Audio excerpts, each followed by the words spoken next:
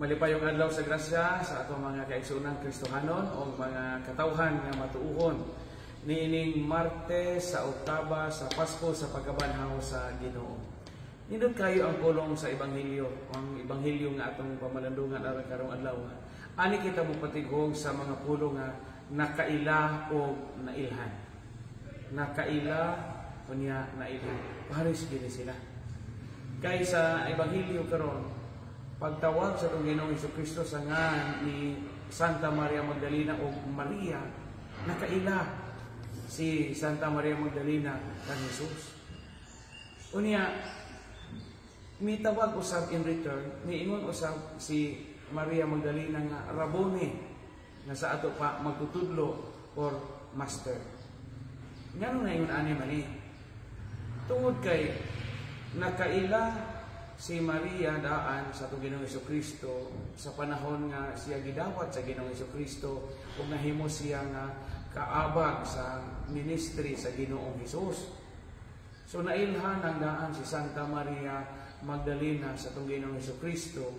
Kunin sa pikas bahin, tungod kay nailhan si Santa Maria Magdalena sa itong Ginoong Jesucristo, ang maong pag-ila, maoy nakaingon nga sa nabanhaw ng Ginoo, nagkaila usab siya sa buhi na Jesus.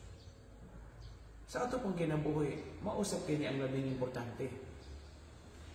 Nakaila ba ka kita sa Ginoo? Kay kung makaila ka sa Ginoo, mailhan usab kita sa Ginoo sa lawog ng pagkasuod. Ingon na ba si San Agustin? To love presupposes knowledge. You cannot love the person whom you do not know. Ingon San Agustin. Di mo pwedeng higugmaon ang usa ka tawo, ang usa ka binuhat kung wa ka kaila. Mo nga makita nato karon nga nagkailanay si Santa Maria Magdalena ug ang Ginoong Jesucristo dili lang sa panahon nga sila nag-uban pa sa gitawag og public ministry sa tong Ginoong Jesucristo, but katong nabanhaw na ang Ginoo. Nakaila ug nailhan.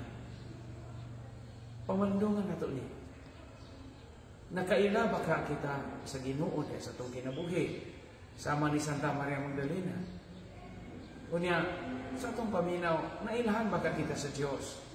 Diha sa atong pagka sumusunod niya, diha sa atong pagpaningkamot na makabuhat o maayo, diha sa atong pagpaningkamot na makalikay sa hiwi ng mga binuhatan.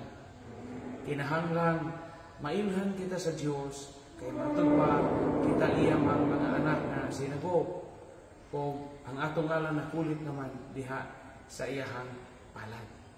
Paningkamot kita nga adlaw-adlaw magalaom ang atong pagkaila sa Ginoo. O ang atong pagkaila sa Ginoo muhatod ka nato sa lawom nga wa nagsuod sama ni Santa Maria Magdalena ug ang nabanhaw ni Jesucristo. Daigo ng Dios ug ato siyang hatagan sa kanunay pasigaw ko pasalamat.